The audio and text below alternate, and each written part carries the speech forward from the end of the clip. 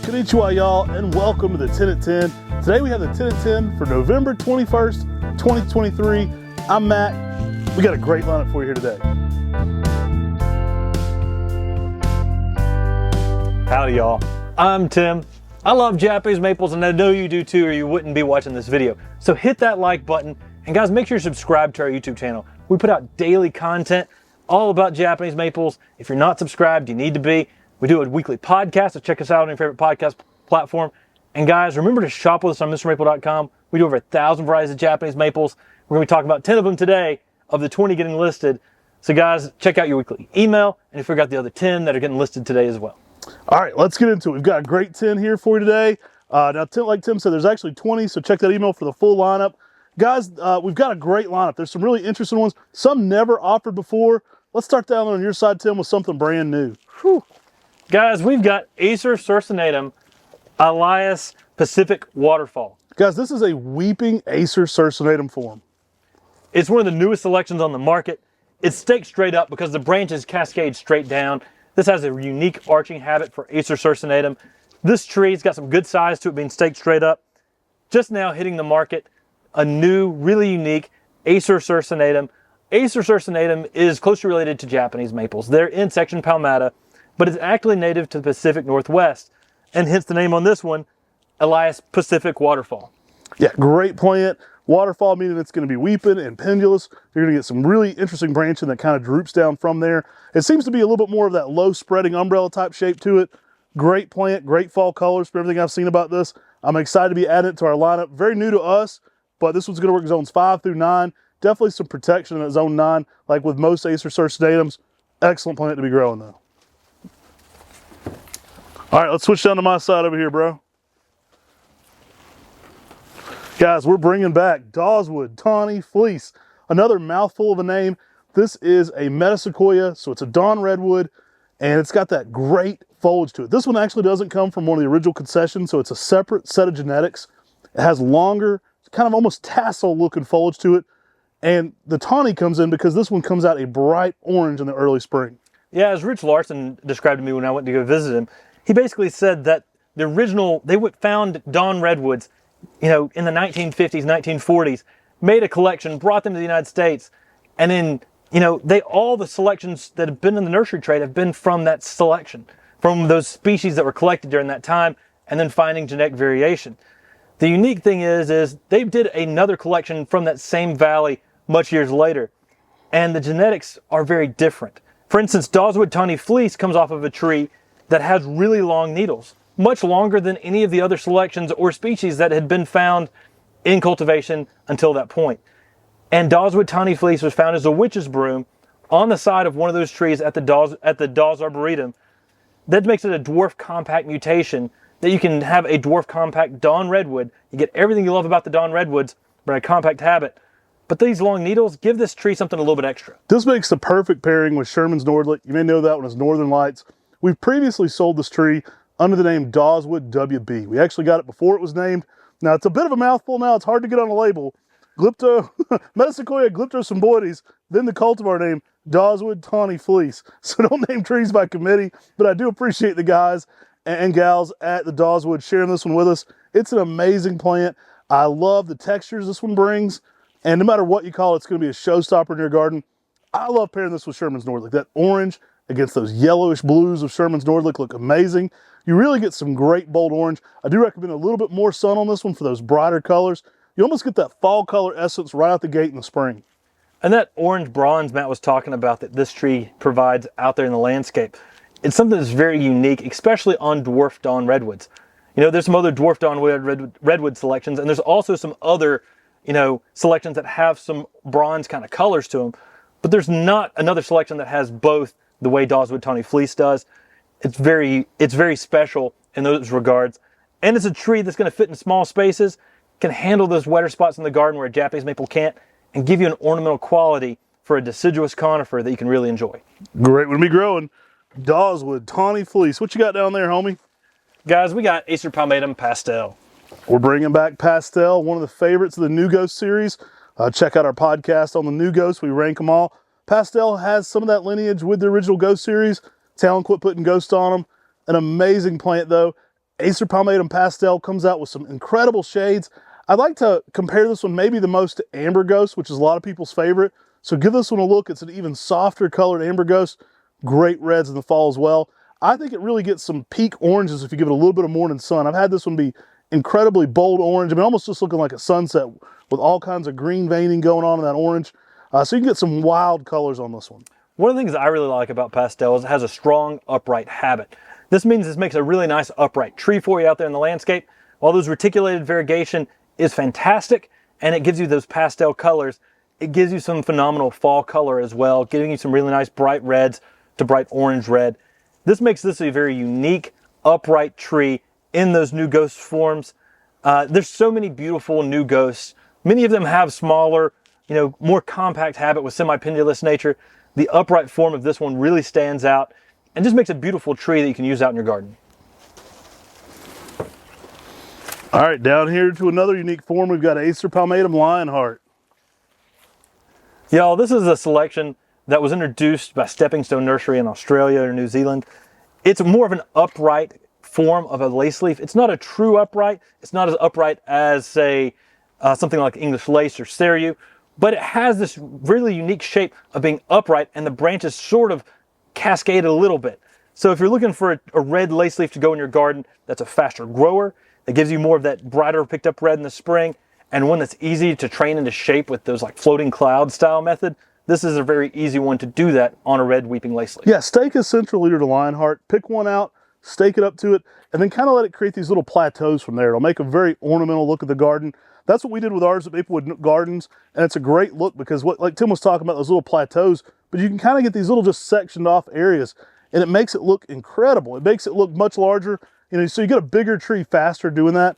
But stake a central leader on this one and then kind of let those individual branches get wide and very unique. It'll get a very unique look to it. Think of it with, a great dark burgundy color going to a bold scarlet red in the fall. Now, one thing that Lionheart doesn't get enough credit for is having a phenomenal fall color. People think about things like Crimson Queen having a fall color. This tree can sometimes even beat that with some bright orange reds. It's one of the most phenomenal fall colors of any of the weeping red lace leaves. Check it out today, Lionheart coming back to Mr. Maple. All right, guys, next up we've got Acer Pomatum Seusa. Y'all, this is the original Miss Piggy. I mean, it's got that twisting, it's got that really unique, funky growth to it where it has multiple buds shooting out at the very top. This creates sometimes a very fasciated style growth, as they call it, and it's very unique in that regard. You'll see on the tree, you'll see multiple buds, which gives it this almost like cactus-like appearance. So Seusa is very unique, guys. It kind of is one of those weirdos. It could definitely fit in that Japanese maple weirdo group. It is super funky and very unique. Kind of looks like an alien amongst Japanese maples. Japanese maples also often have those uniform buds on each side of the leaf, and this doesn't at all. So it stands out right away, even out of leaf, because the buds kind of form sporadically all over the tree. I mean, it just looks like clusters going on sometimes, and it really makes it quite unique. It's not uncommon to have 3 layers all the way around the tree with buds instead of alternating or opposite side buds, making it really stand out amongst Japanese maples. Now, it is a dwarfer type. We sometimes kind of throw this one into the Makawa family, although it does grow a little faster than Makawa. It's a dense, compact form that is excellent. Now, I would love to see somebody bonsai this. I think it'd be a hard bonsai to do, but it'd be so cool. So Seusa to get some really funky growth to it. It gives us something really unique and different when this tree drops the foliage. Now, before this tree drops the foliage and you have that unique winter interest, this tree can also give you some really nice shades of red in the fall. It's one of the things, again, where this is a phenomenal fall color tree, but this is also a tree that just is unique and different in the landscape. People always think about the coral barks for winter interest. Well, something with funky growth like this, it'll stand out in your garden too. Great plant, Seusa. All right, let's get a dogwood here in the mix. We got Radiant Rose. Now, this is a Cornucosea X Chinensis. Yeah, this is a selection found by our friend Gary Handy.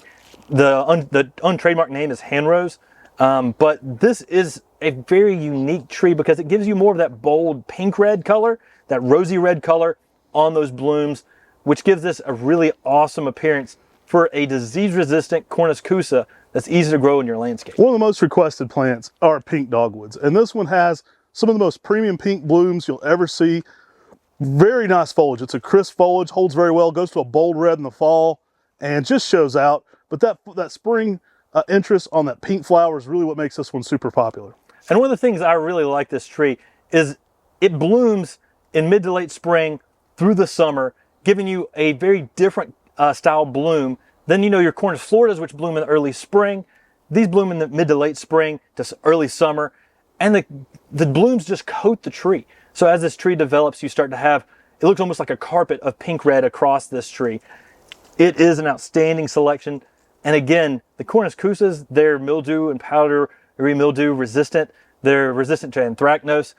They're easy to grow for a lot of people. And with that pink bloom, it's sure to stand out. All right, we'll save the middle one here for last. Let's go with that. Another pink tree right here. We got Acer Pomatum Hanasucasa, y'all. This is Acer Pomatum dissectum, popular lace leaf. If you watch our channel, you're probably familiar with this one. It is a pink on red lace leaf with incredible style variegation. Yeah, this is a selection by Taka Tanaka at Seusa Maple. It's really unusual and different. Yano describes it as being possibly the best variegated lace leaf of them all, and it is pretty outstanding. The red on pink variegation, when you give it more sunlight, push it out in the sunlight, stands out quite a bit. If you put it in more shaded situations, you may get more green with pinks and whites. But the sunlight brings out the colors on this, and it's been fairly heat tolerant for us for being a variegated tree. Yeah, awesome plant to be growing. You probably heard us tell the story, but it actually has to do with totems that have that flower kind of look to them. The Japanese in the Edo period would carry these totems in front of the firefighters to let people know the firefighters are coming. There are these poles that have this drapery coming down from them. Now, basically this would be a flower of that totem style. Now, Hanasucasa is a beautiful plant that will look great in a container, in the conifer garden, anywhere you want to add that complete splash.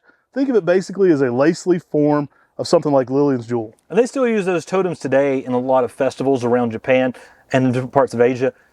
This is such a beautiful tree. It looks, when it has that variegation on it, from a distance, you almost think that this has flowers on it. And then you go up to look at it and you realize it's a variegated lace leaf Japanese maple. And the red lace leaves are some of those popular Japanese maples in America today. But then you add that extra flair being variegated, it's going to rock it out. You want to go to the back here? Let's finish out up front. This one is going to sell out fast, y'all. This one's very popular. I'll let you intro it, Tim. Guys, we got Acer conspicuum Red Flamingo. Guys, Red Flamingo, always popular. This thing is incredible. When it gets in its fall color, you get this frosted pink on red foliage. Now, this is a variegated snake bark. Why they're called snake barks, you get that veining, that reticulation in the bark. Kind of looks like snake skin. These are some big old boys right here. It's hard to even get them in camera. An amazing variegated snake bark, though, that brings a ton of interest, whether it's the winter garden, the spring garden, or the fall garden. This one looks amazing. Out of leaf, it's always doing something cool. Now, the bark on this can give you shades of red with white striations in the bark itself. The pink variegation on this is outstanding. And that's the reason where this gets the name of Red Flamingo. Also been known under the name Esk Flamingo. It was found by the Esk Valley Nursery that introduced Esk Sunset. This is such an amazing plant. You want to make sure you give the snake barks good drainage. Good drainage is key for snake barks. You don't want to have them boggy or wet feet. Naturally, many of the snake barks grow on elevated areas, and they like to lean on things. So if you have like a rock wall, or you have another tree, you want it to sort of cascade out. They have a very unique shape when it comes to the trees, but this one gives you that added winter interest, and again, extra flair. And I'm seeing a lot of extra flair on this 10 at 10 today. This one's going to sell out fast. Again, check out quickly because our website doesn't hold it for you just because you add it to cart. But this tree, every time we list it, it's like, I wish we had more. We're always trying to bring it back to you in larger numbers, and each time we do.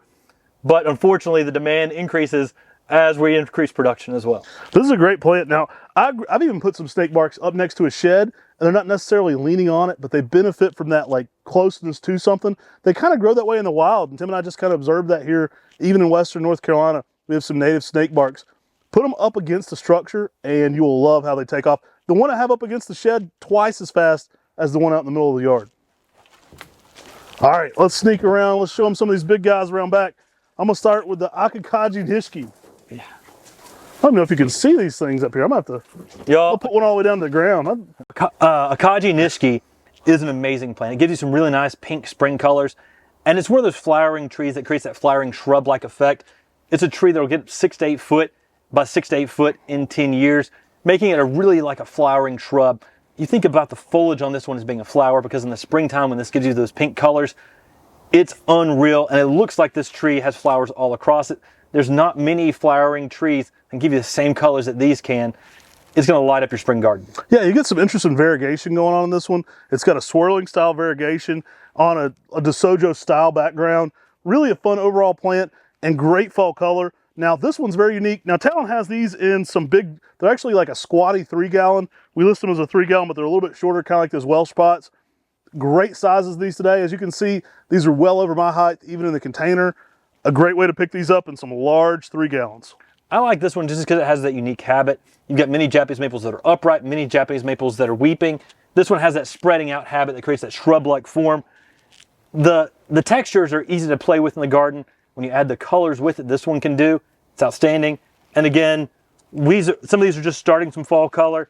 They're gonna get some nice shades of bright red in the fall here as well. Great size on these. These are already a good width to them as well. All right, last but not least, we got another fan favorite coming back, y'all. We got some 2 gallons of Hanasucasa. Another selection by Yataka Tanaka at Seusa Maple. He likes the flare like we do. And this tree leaves out in the spring as a bright pink. And then it comes in with this Beni Shishihinga style. But the leaves are they're a little different. They've got some sickle-shaped leaves to them that twist and curl. Late season going to a white. It holds its color well throughout the season. But the leaf on this looks a little more like a sport. I mean, it looks a little more unusual and different, almost like a little hand reaching out there that's variegated. Yeah, I would consider this one of the most durable forms of like a Taylor style. So if you like Taylor, but you don't want to grow it because you think it could be more of a wimp, think about Hanasucasa. It's a little more durable and it adds pretty much the same interest for me. I love what it does in the garden. It's got that neon pink in the spring and it just doesn't slow down for the colors. It is a showstopper in all seasons. Dwarf, compact, typically around 6 foot, even in 10 years. A little bit more of a rounded shape to it. And I just love this plant. It really shows out. Now the fall colors can be bright red on a soft pink border to it. Really shows out even in those fall months, but an incredible plant to be growing. That's back in stock, the Hanasucasa. Now guys, we got a lot of flashy plants on Lieutenant 10 today. Let us know what your favorite plant is that we talked about today. Also, if you're an international viewer or if you're in the United States, let us know where you're watching from. We really appreciate you subscribing, being part of the Maple Mafia with us here on our channel.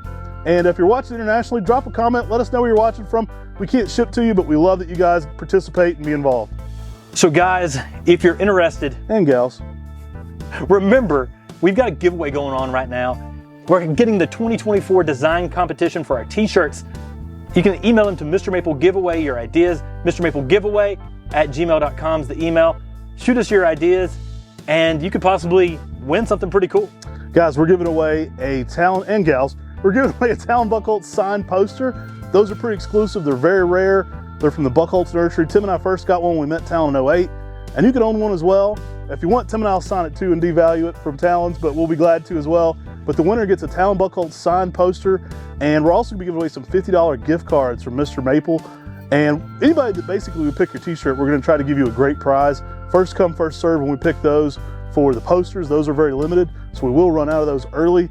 But we're excited about giving you all some opportunities to kind of show some of your creativity and give us some ideas for some cool merch. Check out our merch store. We're dropping new merch every Monday, so there's cool things come back in stock. And as soon as things sell out, we add more. So we're basically buying more merch.